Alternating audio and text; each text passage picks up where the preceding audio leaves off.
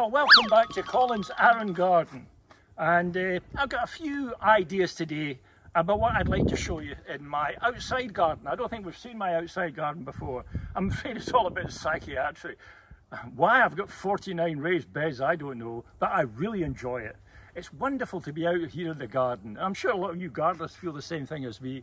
It's not just about the vegetables, it's not just about maybe getting away from somebody for a short period of time. It's about being part of nature, isn't it? It's about seeing the birds and the bees and things like slowworms. Have you ever seen a slowworm? Slowworm's lovely, and toads and frogs. But the one thing that I like in the garden more than anything else is the robin. And I remember a good friend of mine, Kenny Morrison from Arran, he took me under his wing a wee bit and showed me how to cut rhododendron. And when I got into the garden after I first moved here, and I met him one day, do you know what he said to me? And this is what I'd like to call, I'd like this to be the title of a book. He said, "Have you got your robin yet?" And you know what? I had. And I'm sure a lot of you have got a robin as well, and they're marvellous. But anyway, so I thought I'd talk a little bit today about things that I've overcome in this garden. I'm sure all of you have got gardens, and they're all different, and certain problems arise, and you find a way around that problem. And I think sometimes we should share that information. So one of the main things about Arran, well, there's two things I want to talk about today. The first is deer, and the second is rain.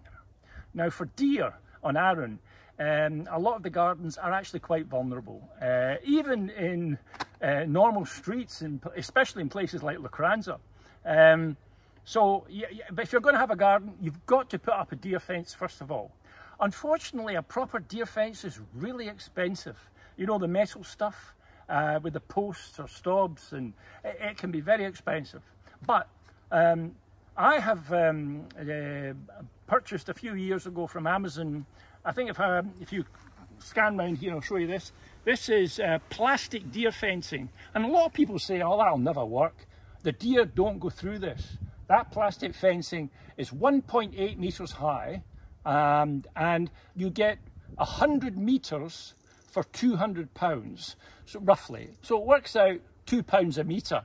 Well, that means you could enclose, if I get the maths right, you can enclose an area 25 meters square. That's quite appreciable. The other good thing about it is you don't have to be an expert at putting in the bits of wood. You get yourself some bits of wood that are just, well, 2 meters, well, maybe 2.5 meters high, and bang it in, then Bob's your uncle. And you don't have, all I do is put nails in and just hook it over. That gives you the added benefit in different parts of being able to unhook it. For instance, over here, I could unhook that there and there and just take it back if I wanted to take a bigger bit of machinery in here. So that's the deer fencing. I know that on Arran, we do have certain problems with certain allotments. And so there you are. It's worth considering getting this plastic stuff. And also, the plastic stuff will last a lot longer than the wood. The wood will only last about 10 years. Then the other thing I'd like to talk about is rain. Here we are. Over there is Goat Fell. 4 years ago, we had 120 inches of rain in 1 year. In 1 month, we had 15 inches of rain.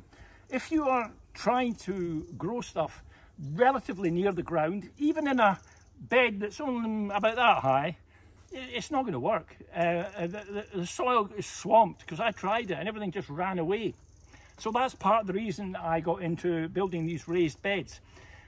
I have to be honest, the raised beds actually were very expensive. I sourced the wood as new wood. But if you're clever and if you know where there's a stack of wood lying about somewhere, then I think you should be able to build quite high raised beds without that much cost. And it doesn't have to be that complicated. You just put these bits in the corner and put them round and bang a few nails in, and that's it. That takes me on to really quite an interesting area that I've learnt off the internet called Hugelkultur. I'll spell that Hugelkultur. It's an ancient German technique for creating and preserving vast amounts of nutrient in raised beds. Strictly speaking, Hugelkultur is throwing loads of wood in a sort of big triangular, a bit like this. You imagine that being like that, all wood.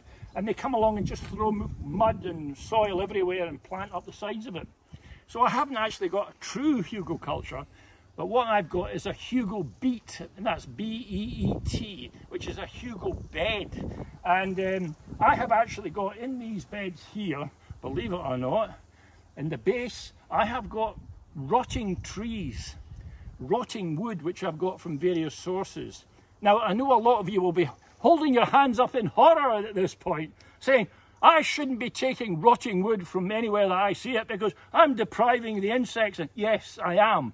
But I'm not going in with a machine and desecrating and taking all the wood out of a forest, all the rotting wood.